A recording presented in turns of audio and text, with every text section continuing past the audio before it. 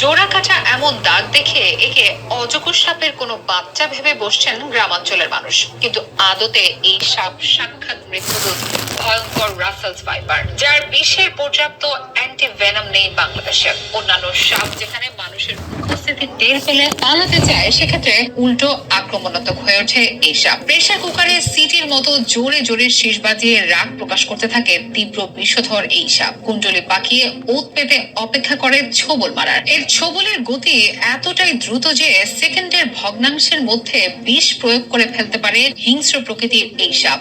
বাংলাদেশের প্রায় বিলুপ্ত ছিল ভয়ঙ্কর এই রাসেলস ভাইপার তথা চন্দ্রবোরা। কিভাবে আবারও বাংলাদেশের আনাচে কানাচে ছড়িয়ে পড়েছে প্রচন্ড বিষধর এই রাসেলস ভাইপার, কোন কোন লক্ষণগুলো দেখলে বুঝতে পারবেন আপনার আশেপাশে রয়েছে তীব্র বিষধর এই সাপ। কিভাবে শনাক্ত করবেন এই সাপ, আর কিভাবে বা চিনবেন রাসেলস ভাইপারের আবাসস্থল? কোন পরিবেশে বসবাস করতে পছন্দ করে এই সাপ? কিভাবে প্রকৃতির সাথে মিশে ক্লেমোফাস ও শিকার ধরার ফাঁদ তৈরি করে এরা? এই সাপে আক্রান্ত হলেই বা করণীয় কি? সেসব থাকছে বিস্তারিত আয়োজনে।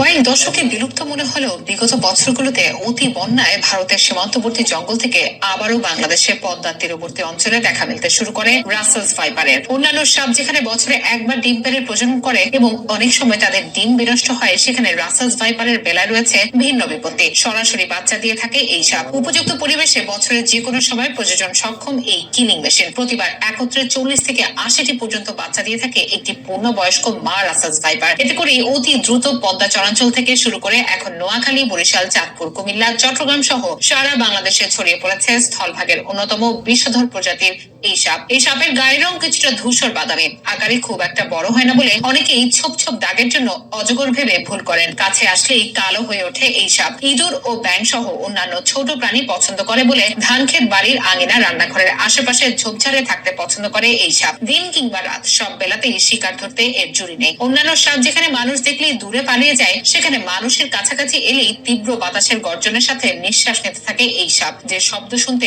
অনেকটা প্রেসার কুকারের শব্দের মতো মনে হয়। আর তখনই আত্মরক্ষার পজিশন নিতে কুণ্ডলি পাকিয়ে আক্রমণের জন্য প্রস্তুত হয় এই সাপ। আপনার আশেপাশে এমন কোন শব্দ টের পেলে সেখান থেকে সটকে পড়ুন সন্তর্পণে, মাটির দিকে চোখ রেখেই। রাতের বেলা ঘরের বাইরে প্রকৃতির ডাকে সাড়া না দিয়ে বরং ঘরেই সম্পন্ন করার চেষ্টা করুন, কারণ রাতেই রাসেলস ভাইপার ঘরের কাছাকাছি চলে আসে, এমনকি রান্নাঘরে প্রবেশ করতে পারে খাবারের সন্ধানে। ঘরেও এমন কোন শব্দ শুনলে দ্রুত সাপ উদ্ধারকারী সংস্থায় খবর দিন। বাড়ির আশেপাশে, বিশেষ করে রান্নাঘরের আশেপাশে ঝোপঝাড় পরিষ্কার রাখুন। কোনোভাবে এই সাপে আক্রান্ত হলে দ্রুত আক্রান্ত স্থান পরিষ্কার করে আলতো করে ব্যান্ডেজ করতে পারেন, কিন্তু যত দ্রুত সম্ভব রোগীকে নিকটস্থ উপজেলা স্বাস্থ্য কমপ্লেক্সে নিতে হবে। রাসেলস ভাইপারের বিষের মাত্রা এতটাই তীব্র যে সঠিক সময়ে চিকিৎসা না পেলে মৃত্যুর ব্যাপক ঝুঁকি রয়েছে। এমনকি সুস্থ হবার পরেও এই সাপের কামড়ে মৃত্যুর রেকর্ড রয়েছে। বাংলাদেশে ইতিমধ্যে ব্যাপক হারে আক্রান্ত হচ্ছে গ্রামাঞ্চলের মানুষ, তাই পর্যাপ্ত সতর্কতা ও বন বিভাগের যথাযথ পদক্ষেপে এই বিপদ থেকে বাঁচতে পারবে দেশবাসী।